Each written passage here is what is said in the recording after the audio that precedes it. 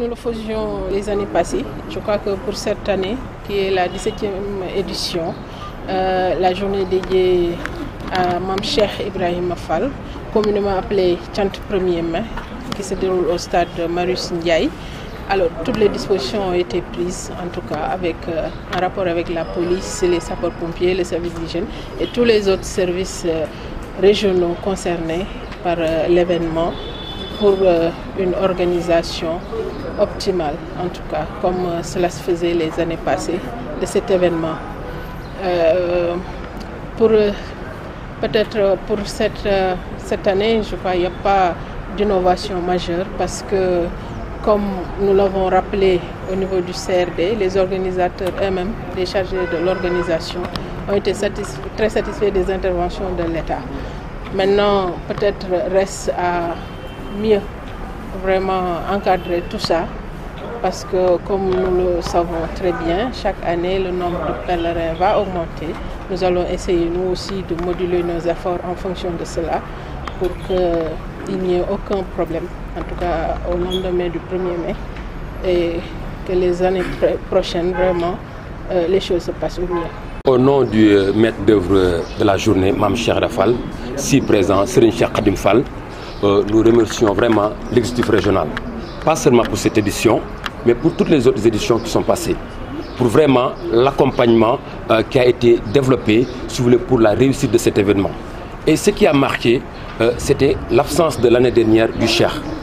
Mais l'attachement de la République s'était démontré en mettant en place toutes les dispositions idoines pour faire réussir l'édition passée.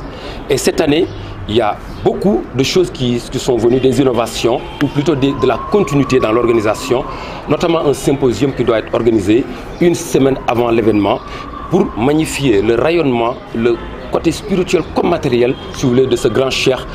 du monde spirituel musulman qui est Mame Cheikh Fall. Mais aussi, il y a d'autres innovations, si vous voulez,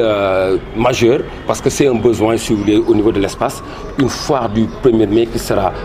au niveau du site, pour permettre aux gens qui vont venir, qui, certes, il y aura toutes les dispositions qui vont être faites, mais il y a des besoins particuliers et cette foire va permettre, si vous voulez, aux pèlerins, aux amis, aux visiteurs vraiment de pouvoir prendre toutes les dispositions personnelles qu'il faut. Mais ce qu'il faut dire, c'est d'abord remercier Serigne Cheikh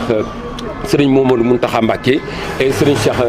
Jëmb Fall vraiment pour le ndigal qu'ils ont donné, si vous voulez, le cutus qu'ils ont donné à cet événement. Et nous vous remercions et vivement. Ce que nous répéter, c'est dire que la République a toujours été attachée à cet événement. Le président de la République, Macky Sall, a donné des instructions, si vous voulez, à l'exécutif régional. Et même avant ces instructions, l'exécutif régional a fait avec brio tout le travail qu'on attendait, si vous voulez, de lui. Comme pour dire que c'est des gens qui sont attachés à un homme du siècle, à un homme du Sénégal, un grand intellectuel, Mame Cheikh Fall, pour montrer que ce n'est pas un patrimoine musulman, mais c'est un patrimoine du monde. Et pour ça, comme appartenant au Sénégal, et devant être un patrimoine qui doit aller vers le monde,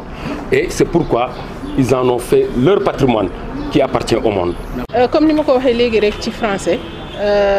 lépp li nga xamanteni moy taxaway bi nga xamanteni mom lañuy xaar fi mu nekk nii ci gouvernance mi nga xamanteni mo jité comité régional de développement bi te tënk services régionaux yi nekk fi ci biir Dakar yëpp niñ koy waxé ci daan def at yi ñu wessu dina ko yokk inshallah at mi ñu jëm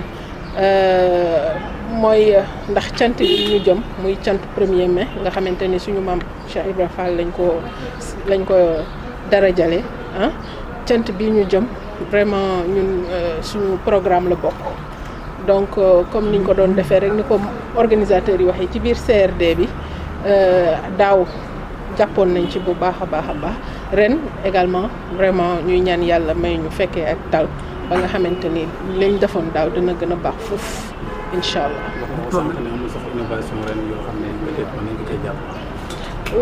waaw am na innovation yi nga xamante ni mën nañ ko ci jàpp ndax loolu du ci ñàkk ndax xëy na xew bi moo demee noonu comme ni ñu ko waxee at mu jot day yokk donc at mu jot dafa laaj vraiment effort yi di yokk looloo tax ñu wax ci waxi innovation donc en fonction ci nga xamante ni noonu lay nit ñi di yokkoo donc soxla yi di yokk yëpp di yokk incha allah CRD bi dina def li mu mën ba mën a topp yokkute boobu ñoom tamit yokk seeni effort ba nga xamante ni mbir mi dina mucc ay. noo ngi sant yàlla suñu borom di julli ci yonent yàlla Muhammad sallallahu alayhi wa sallam di sant Serigne Touba Khadimu Rasoul Cheikh Ahmadou Bamba di dellu di sant maam Cheikh Ibrahima Fall ni ma ko waxee rek mooy li ma daa wax rek laa mën a wax.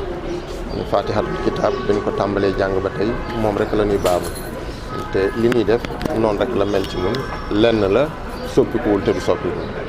kon lu ci bees rek war na noo sant yàlla loolu kon ñoo ngi sant yàlla tey ñaan suñu kilifay diine yi yàlla suñu borom taxawu leen suñu kilifay aada yi yàlla suñu borom defal leen tawfeex ni ko madame le